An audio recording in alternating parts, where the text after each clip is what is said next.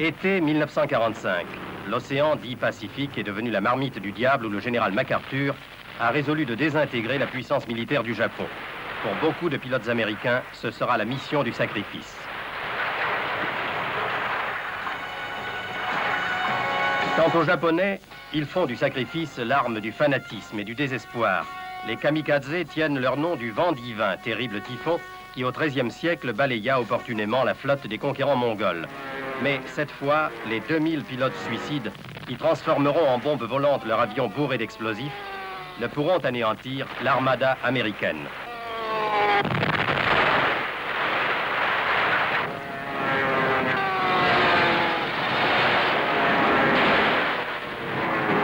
La progression de MacArthur dans le Pacifique est aussi inéluctable que la marche du destin. Une à une, les îles Marshall, Caroline, Marianne sont enlevées après des combats sans pitié. Chaque morceau de terre brûlé est comme ces marches de pierre que l'on voit sur les lacs des temples nippons et qui conduisent au Saint des Saints. La prise d'Hiroshima symbolisera à jamais cette poussière de victoire acquise au prix habituel de la guerre, héroïsme, mort et folie.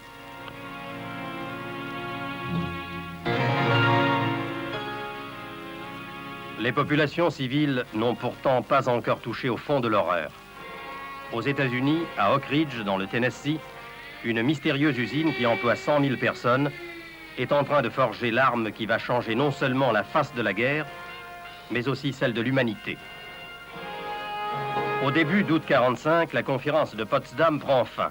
Le président Truman a parlé de l'arme nouvelle à Churchill, qui est d'accord pour l'utiliser, et à Staline, qui, énigmatique, n'a pas posé la moindre question. La bombe atomique a obtenu son feu vert. Le 6 août 1945, partie de la base de Tinian, dans l'archipel des Mariannes, la superforteresse B-29 numéro 82 survole la mer intérieure japonaise. À 9h12, à la hauteur de 600 mètres au-dessus de la ville d'Hiroshima, explose un incompréhensible soleil.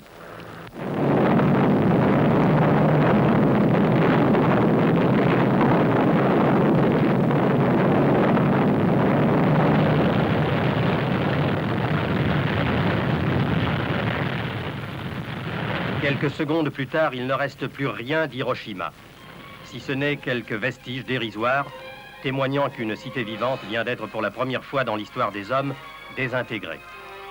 Le progrès de la science est parvenu à supprimer d'un seul coup 100 000 personnes. Mais les expériences les plus réussies ont besoin d'une confirmation. 3 jours plus tard, le 9 août, une seconde bombe atomique explose sur le port de Nagasaki, tuant 80 000 personnes, fondant et tordant les carcasses d'acier des chantiers navals. Certes, ce double massacre a trouvé sa justification historique.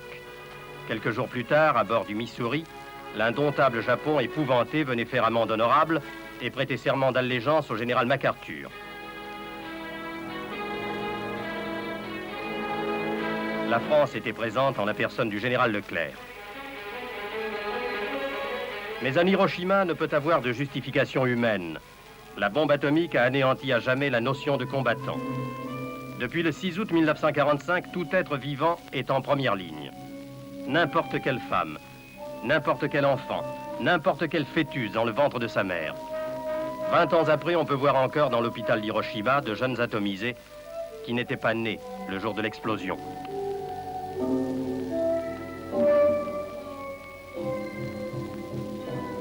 L'absolution de la victoire est impuissante à effacer les remords. Robert Oppenheimer, l'un des pères matériels de la bombe, vit dans un drame de conscience perpétuel. Et Einstein, son père spirituel, fit avant de mourir un constat qui est un testament. Radioactive poisoning of the atmosphere and hence annihilation of any life on Earth has been brought within the range of technical possibilities. 20 ans ont passé.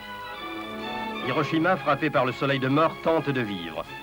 Elle tente même, avec l'inconscience du courage, de tirer un parti touristique de son malheur sans précédent.